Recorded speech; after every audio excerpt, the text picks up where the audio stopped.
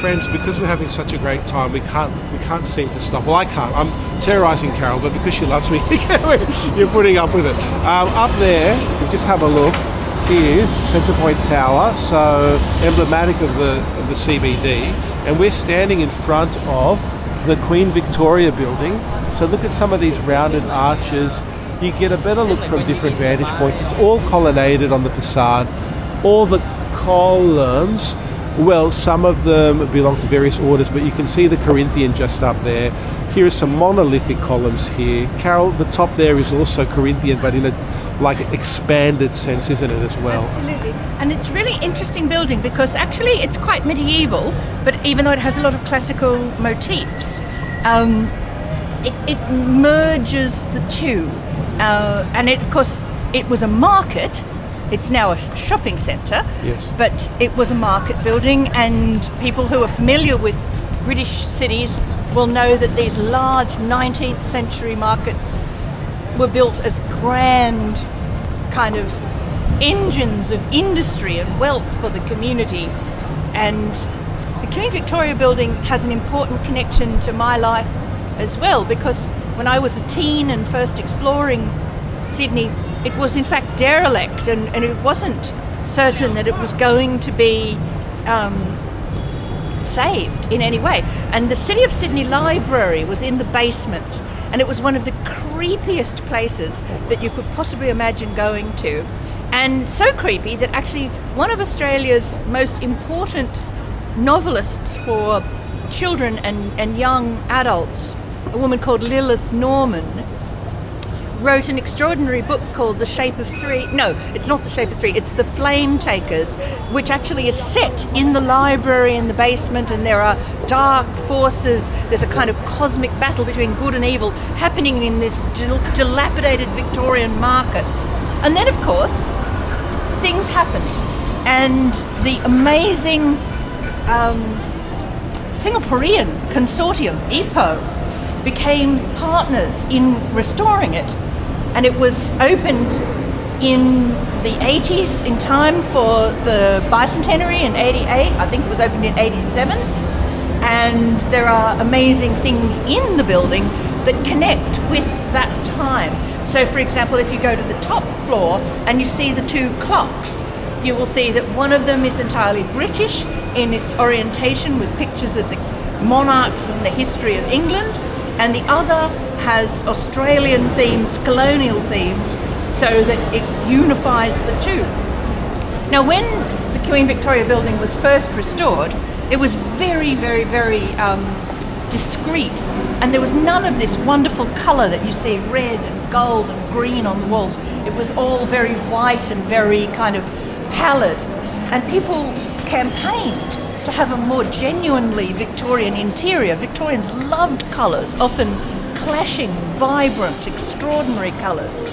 And eventually the prejudice that people had that it would look tacky and be kind of, over the top if it was repainted in green and pink and gold and red and blue, finally was overcome. And so we have the colour scheme that we see now. Now we're on the ground floor level, and I think Mario's probably chosen this because the statue of Queen Victoria that we were discussing earlier on our walk is actually what we will see as we emerge into the evening of the city on this Monday afternoon. Monday afternoon, and it's a packed city. There are people everywhere. Those rounded arches. Yes. I mean, it's a chunky, heavy building, yes, with a lot of round. I remember also during EPO's restoration, people were actually worried about putting escalators into the building. And, it was common sense was said, but people need them. And it's got this great open spaces. We can do it tastefully and without spoiling the restoration. But the purists, of course, were not entirely convinced. I like the tiles on the floor as well. The tiles are absolutely lovely. They're all of these colours that are very familiar to us from the front verandas of Australian, Victorian and Federation houses. And Hellenistic too. Green of the staircase there. Yes. Absolutely, the railings, these old style unsunset elevators. Yes, which are lovely. patterns on the... The cast iron gates that Yes. close the building at night. When we come out here, it's quite interesting. It connects in a funny kind of way to Matthew Flinders and his cat Trim, because we'll walk over to look at Queen Victoria, but her little dog is also employed through there. We're gonna have a look at the little dog. Let's catch him first, because he's very cute, and you get a bit of a... he used to talk to you. I don't know if he does anymore. Yes, he's a wonderful creature. I don't know if you knew this, but he does talk. He has a recorded voice. That's right. And the recorded voice, I think, was the Australian radio personality John Laws, whom you really? may remember has a very deep... My name is Islay. Isla. I was once the companion and friend of the great Queen Victoria. Because of the many good deeds I've done to deaf and blind children, I have been given the power of speech. If you cast a coin into the wishing well now, I will say, thank you. So, Carole is generous. We have to put a coin in, so Isla will say thank you. He's roughing now, he's barking. Please, just a little bit of patience. Islay, your wonderful dog. There we go, Isla. Islay. I don't know why. Okay, the coin's got in. Maybe it doesn't Well, he spoke do to it us. anymore. He's spoken to us. We're happy. We are very happy that... He's named for one of the Scottish Hebridean islands. Really? And Islay is spelled I-S-L-A. It's an unusual pronunciation. It's Gaelic. And we've got some kind of a Very festival. famous now because, of course, the island of Islay has a very famous whiskey distillery on it. Oh, okay. Well, that's a lot of a reason to go to Islay then, depending on the piece, you know. Here we have Queen Vic Here she herself. is, Queen Vic, in all of her glory there, wearing the crown and holding The orb. with the cross. I don't know if you can see it.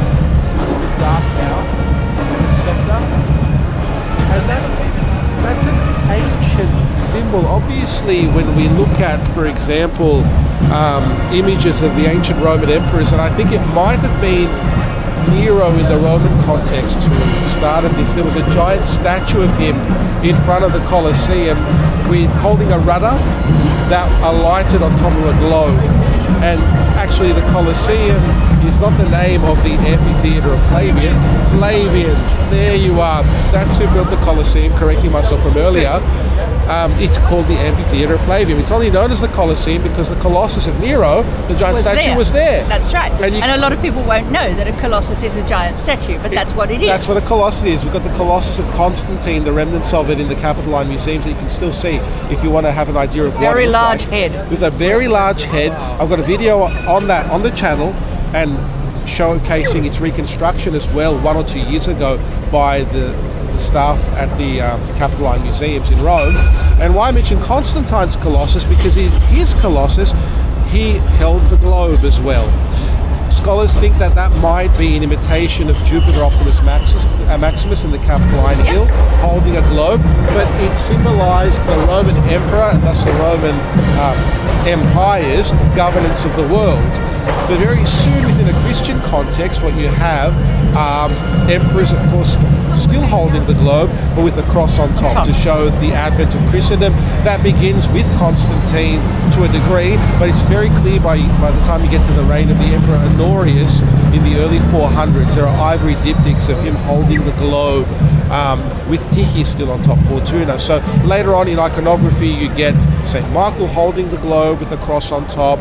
He's a protector of God's people in the Hebrew tradition, and that passes over into Christianity. So Queen Victoria surpassing Constantine in a sense. I think the British Empire was bigger than the Roman Empire.